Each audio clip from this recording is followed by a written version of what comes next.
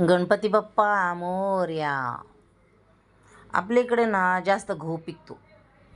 गहू, ज्वारी, मका, तूर डाळ. मग आपण काय करतो, गव्हाचं पीठ आणि बाकीचे खारी, खोबरं, सर्व साहित्य म्हणजे खसखस, गूळ, बडीशोप, सुंठ सर्व मिक्स करून, शक्यतो आपण काय करतो, वाळलेलं खोबरं खिसतो किंवा मिक्सरला बारीक करतो आणि अशा प्रकारे आपण मोदक करतो. पण काही ठिकाणी कसं तांदूळ पिकतो आणि जास्त नारळ, म्हणजे नारळाची जास्त झाडं असतात तिकडं. त्यामुळं ते तांदळाची उकड काढून तांदळाचं पीठ तयार करून ओला नारळ आणि मग त्याच्यामध्ये सर्व मिश्रण घालून करतात मोदक. पण आपल्या इकडे खरी पद्धत म्हणजे अशीच, गव्हाचं पीठ आणि खोबरं, गूळ, तुम्ही ड्रायफ्रूट वगैरे सगळं घालू शकता त्याच्यामध्ये. म्हणजे जशी जिथं जे पिकतं ना त्यानुसार ते करतात. तांदळाची उकड काढून ते पण छान लागतात. आणि खरे तर मला ना गव्हाचे पिठाचे मोदक मला खूप आवडतात, ते पण उकडीचे.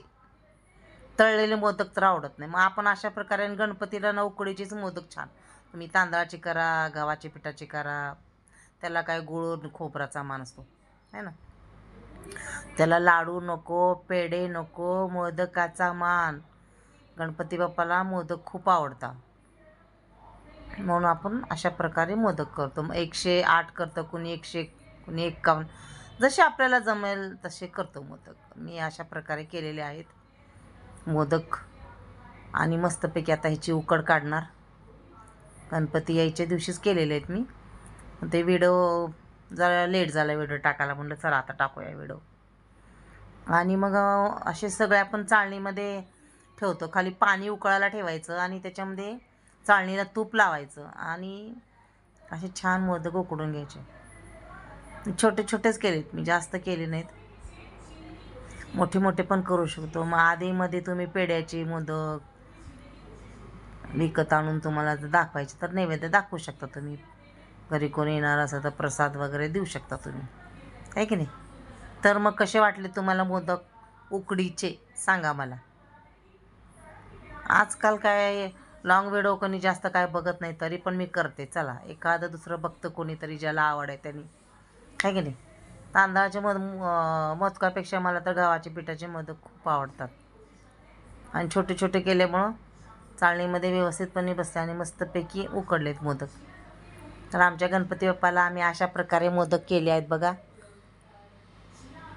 पेढ्याचे पण मोदक करून कुणी कुणी दाखवतं विकतचे, पण आपण असं घरी केलेले मोदक भारी लागतात खरंच. मग चांगलं 20 मिनटं 25 मिनटं चांगले उकडले मोदक ते. आणि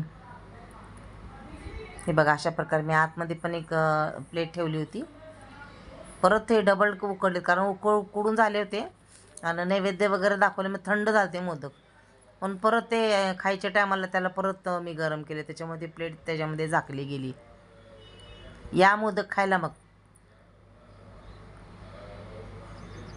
आवडीनं आपण करतो. मग अशा प्रकारे मोदक केले मी तर छान वाटतं.